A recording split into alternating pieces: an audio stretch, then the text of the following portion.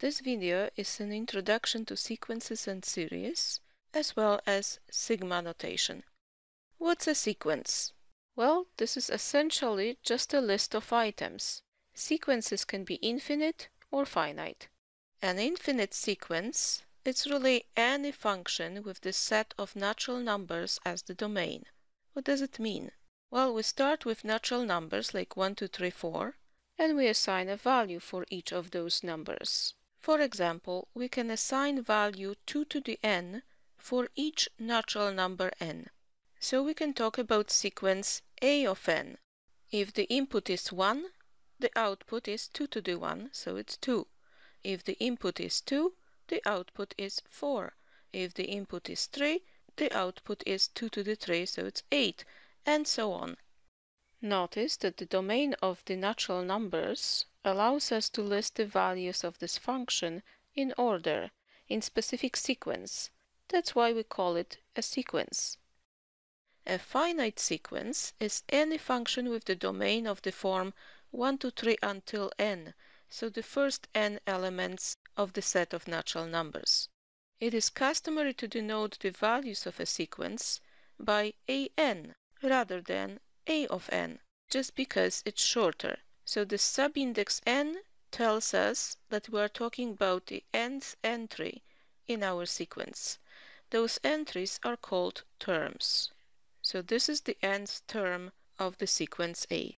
The sequence with the general term an equals 2 to the n can be shown by listing its terms in order 2, 4, 8, 16, 32, and since we are unable to list all the terms, we write 3 dots, and it's a good idea to indicate the general term 2 to the n on the nth place, then comma and 3 more dots, because the sequence is proceeding farther.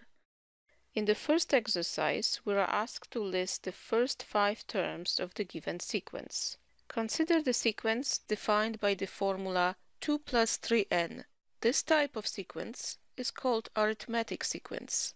We'll talk about specific types like arithmetic or geometric sequences in the next 2 videos.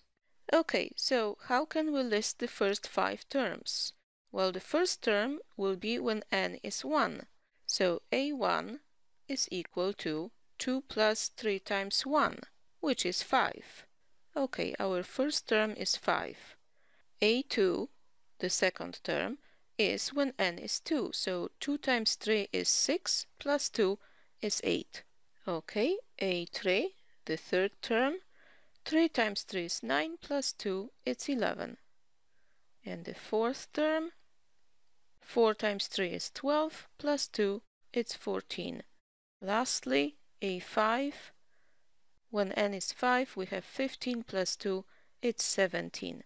So our sequence is 5, 8, 11, 14, 17, and so on. Next, let's list the first 5 terms of this sequence. This is called alternating harmonic sequence. We'll see in a second why it's alternating. This time I'm not going to write a1, a2, a3, and so on. I'm going to write just the values of this sequence. If n is 1, we have negative 1 to the 1. So that's still negative 1 over 1. Therefore, overall, we have negative 1 for the first term. The second term, if n is 2, we are squaring negative 1, so that becomes positive 1. Positive 1 over 2. Therefore, it's 1/2. Okay, now pause the video and find the next 3 terms on your own. If n is 3, we have negative 1/3, isn't it? If n is 4, the negative becomes positive, right? So it is 1/4. And finally, the 5th term, since the exponent is odd, we have negative 1 over 5, negative 1/5, and so on. As we notice, the signs of the terms alternate. The first term is negative, then positive, then negative, then positive, then negative, and the following would be positive, right? A sequence with alternating signs is called an alternating sequence. And a sequence of the type 1 over n is called harmonic. That's why this sequence is called alternating harmonic sequence. Let's see the next example, a geometric sequence. Again, we'll talk about geometric sequences later. Now we'll just try to figure out the first 5 terms. If n is 1, we have 80 times 1/2, so it's 40. The next term, when n is 2, 1/2 square is 1/4, and 1/4 of 80 is 20. Okay, and the following term, 1/2 to the 3, it's 1/8. 80 over 8 is 10. Observe the pattern. What we do, we really divide the previous number by 2, isn't it? And yes, that's not surprising, because increasing the exponent by 1 results in multiplying the previous term by the additional 1/2. So the fourth term ends up to be 5, and the fifth term is 5/2. Here we go. In the last example of this exercise, we have a sequence that is defined recursively. What does it mean? Well, we can introduce the first or the first couple terms, and then we can create a rule that tells us how to find the following term knowing the previous terms. But we don't have the explicit formula for finding the general nth term, like we had in previous examples. We can only find the nth term if we know the previous 2 terms. This particular one is a Fibonacci sequence. So what do we have? The first 2 terms are already given. It is 1, and then second term is 1 as well. To find the third term, if n is 3, let's do this calculation maybe here. A3 is the same as a, and then 3 minus 1 is 2, plus a, and then 3 minus 2 is 1, plus a1. So to find the third term in the sequence, we need to add the second and the first. Therefore, we add the previous 2 terms, isn't it? Okay, so the third term will be 2. Similarly, to find the fourth term, a4, it is a3 plus a2. Again, we are adding the previous 2 terms. So 2 plus 1 is 3, and so on and so forth. Therefore, the fifth term will be obtained by adding the fourth and the third. So 3 plus 2 is 5. And the sequence proceeds farther. So the following term would be 5 plus 3 would be 8, and so on. In the following exercise, we are asked to find the 8th and the 15th term of the sequence given by this formula. So let's calculate A8. We basically replace all the occurrences of n in the formula by 8. So we have -1 to the 8, then 8 minus 1 over 8 plus 1. How much is that? Well, this becomes positive, and 8 minus 1 is 7, 8 plus 1 is 9. Now pause the video and find A15 on your own first. Okay, -1 to the 15, 15 minus 1 over 15 plus 1. So we really have negative, because -1 to the odd exponent is negative, 14 over 16, which can be simplified to -7/8. In the next example, we should find the general term of the following sequences. So what we really need to do here is observe the pattern. What's going on with those numbers? How they relate to each other? Is there anything that seems familiar to you? I really hope you will try those examples on your own first. So pause the video and try it, and then come back. What I notice here is that all terms are powers of 3. 1 can be seen as 3 to the 0, 3 can be written as 3 to the 1, 9 can be seen as 3 to the 2, 27 is the third power of 3, and 81 is the fourth power of 3. Therefore, the general term an can be written as 3 to the, let's figure out the exponent, how this exponent refers to the index n. Well, if this is a1, that's a2, a3, a4, and a5. We see that the exponent is 1 lower than the index of the term. Okay, so if this is nth term, the exponent should be one lower, n minus 1. That's our general term, 3 to the n minus 1. Okay, let's look at the second example. What kind of rule can we observe here? Well, if we go from first term to the second term, they differ by 5, isn't it? So it's 7 plus 5. And then next term is obtained by adding 5 again. And the following term is obtained by adding 5. And the last term as well. Therefore, the rule is we're adding 5 to the previous term. But how to create a general formula?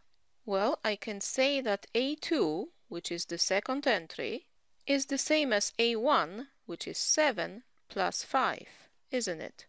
Then I can say A3 is the same as whatever I had before, that means 7 plus 5 plus another 5. So it's really 7 plus 2 times 5. Okay, we can already observe a pattern. It is 7 plus certain number of 5s. Therefore, we can write an is 7 plus certain number, let's prepare a spot for this number, times 5.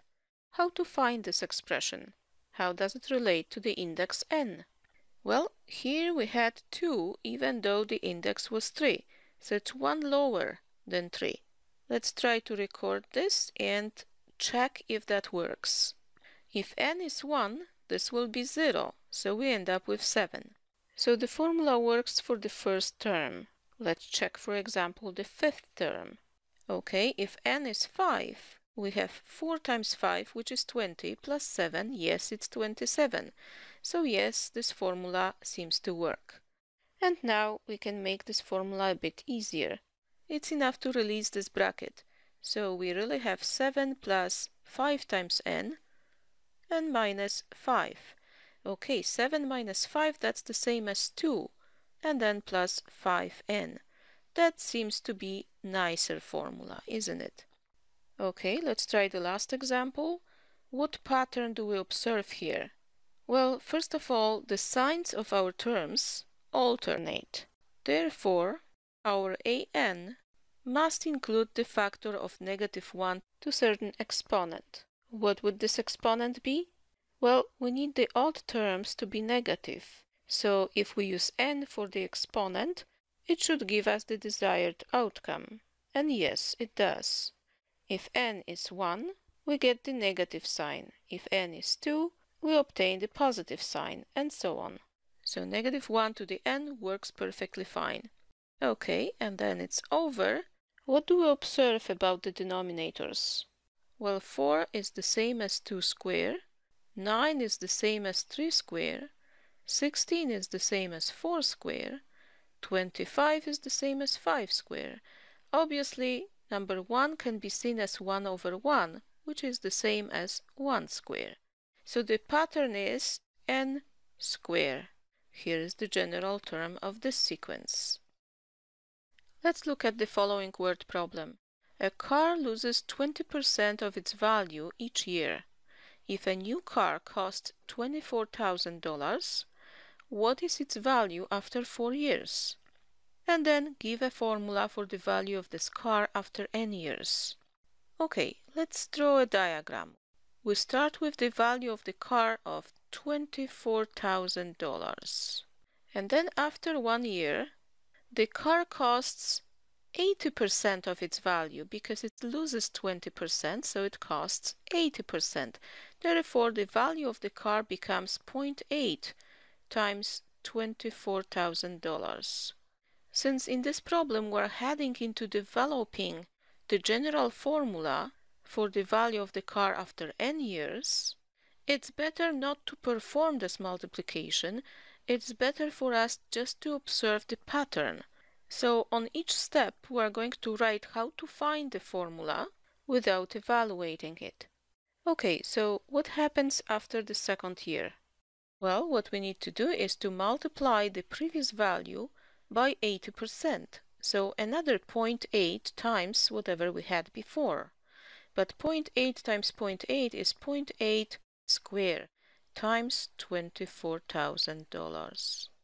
Next step, after the third year, the value is 0.8 times whatever we had before, so 0.8 cube times 24,000. And finally, after 4 years, we'll have 0.8 to the 4 times 24,000. So that's the value after 4 years. In the end, to answer the question, we will evaluate this expression with the aid of a calculator. This value turns out to be $9,830.40. That's the value of the car after 4 years. Okay, so the answer for the first part of the question is the value of the car after 4 years is $9,830.40. Now, to answer the second part of the question, give a formula for the value of this car after n years. We just need to observe the pattern in finding the car's value after each year. Let's look at this sequence of values where A1 represents the car's value after the first year, A2 the value after the second year, A3 the third year, and A4 after the fourth year, right? It's easy to observe that the formula for the value of this car after n years is an equal 0.8 to the n, because this exponent is exactly the same as the index of our term, right? So 0.8 to the n times $24,000. And now, knowing this formula, we can easily calculate the value of the car, let's say after 10 years or 12 years or any other number of years.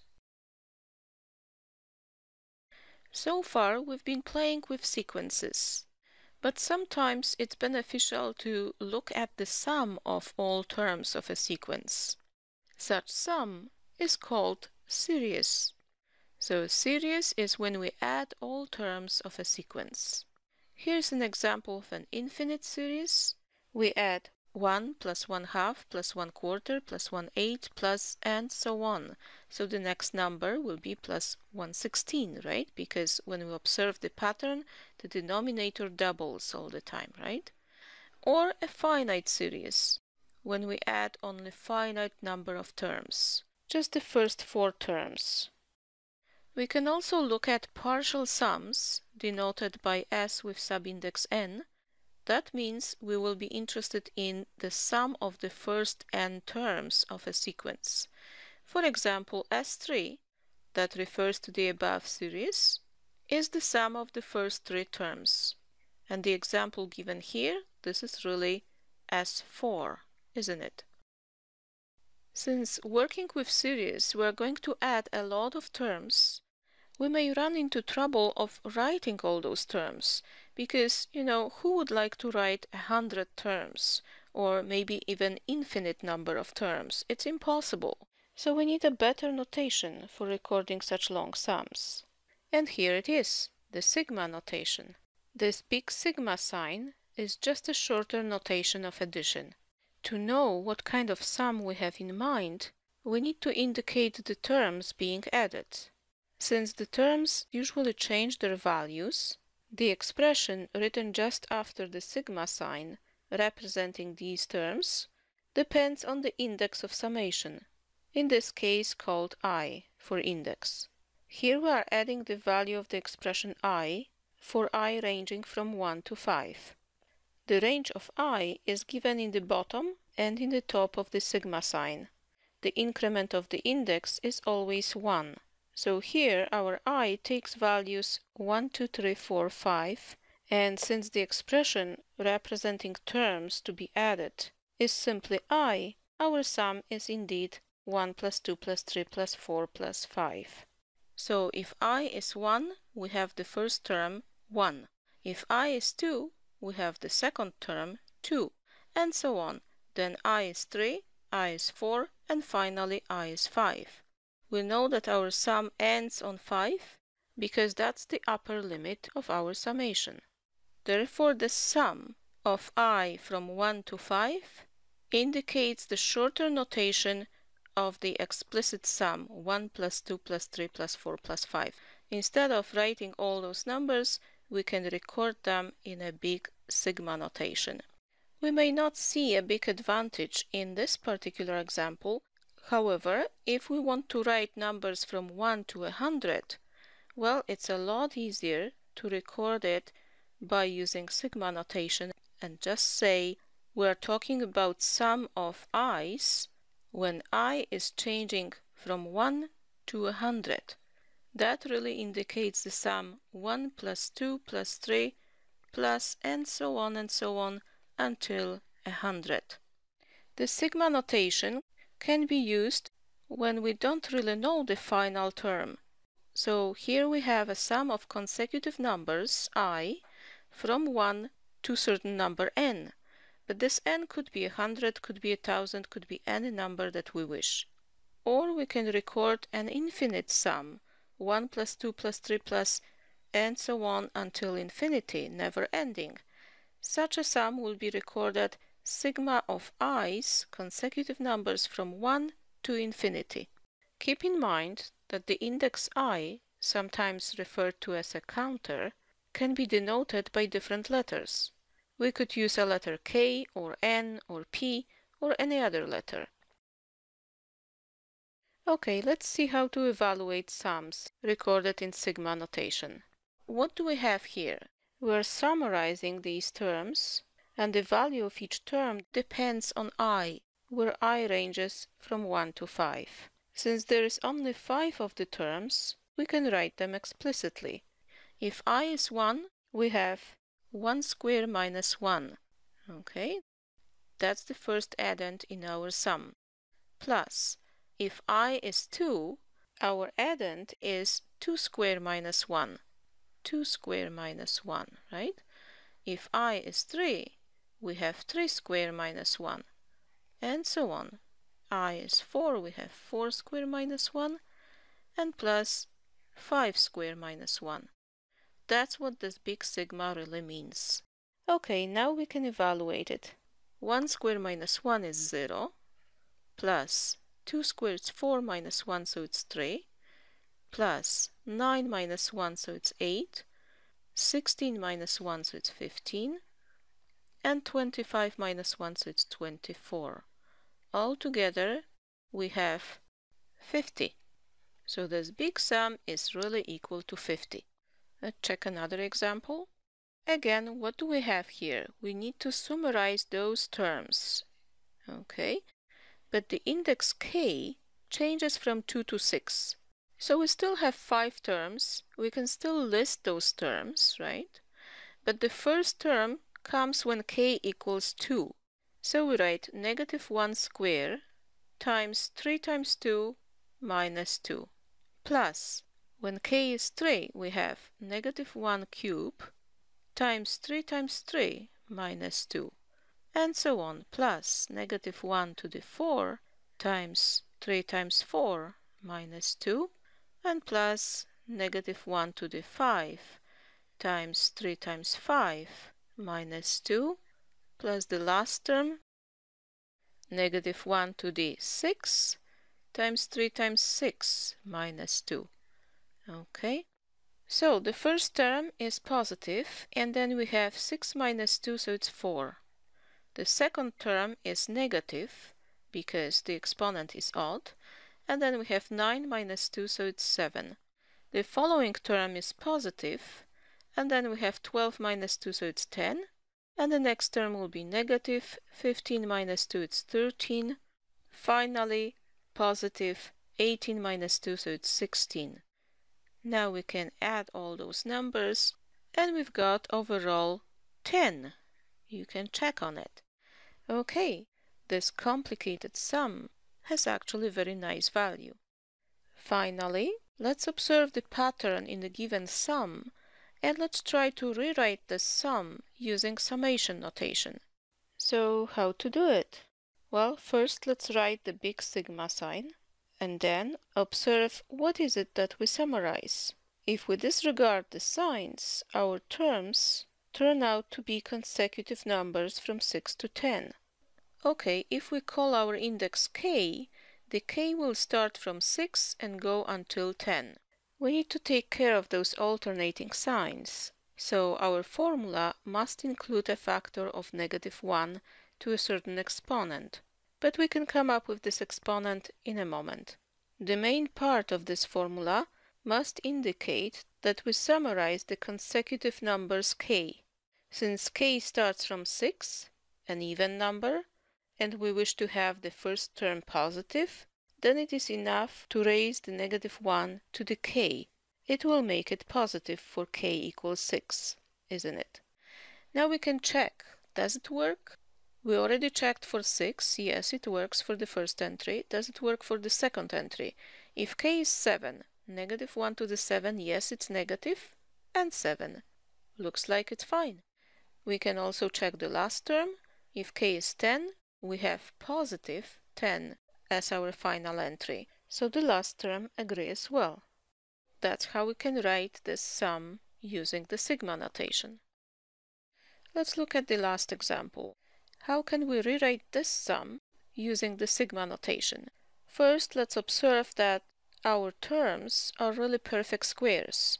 So the first term is 4 square, then 5 square, then 6 square, 7 square, and 8 square. Okay, therefore what we're summarizing is certain number k square. We're summarizing perfect squares of k. How the k changes? Well, it changes from 4 to 8. Okay, here it is.